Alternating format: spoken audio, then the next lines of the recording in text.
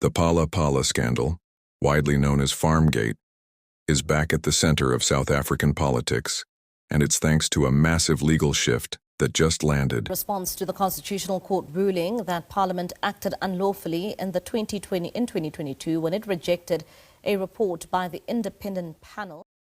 As of May 2026, things have escalated quickly because of a new ruling from the Constitutional Court.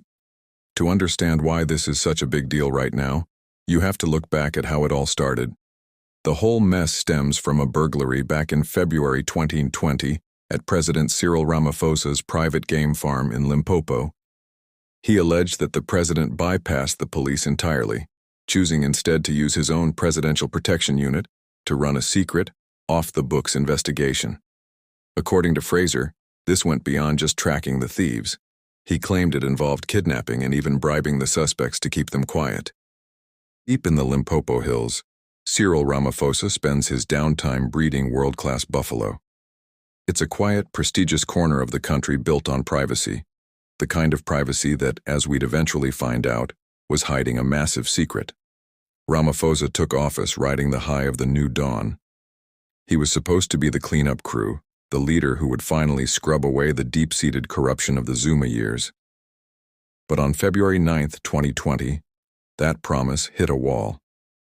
When thieves broke into the Phala Phala farmhouse that night, they weren't interested in the expensive art or the tech. They went straight for the furniture. Hidden inside the cushions of a sofa, they hit the jackpot, stack after stack of US dollars. For the next 844 days, the South African public was kept completely in the dark.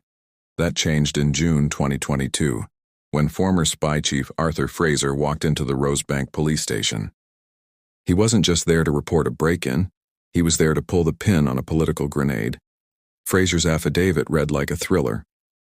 He claimed the haul wasn't just pocket change, but potentially $4 million. Even more damning were his allegations about the aftermath.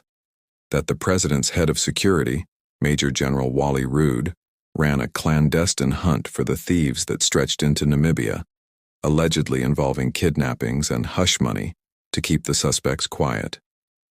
The names of the suspects eventually slipped out: Emanuela David, Erki Shikongo, and a few others. David was later picked up in Namibia, officially for illegal entry, though the timing was far too convenient to ignore. After you opened the Phala Phala case, you were approached and offered a whole lot of money. That's true. It's about 50 million to drop the case. Tell us about that. How did it happen?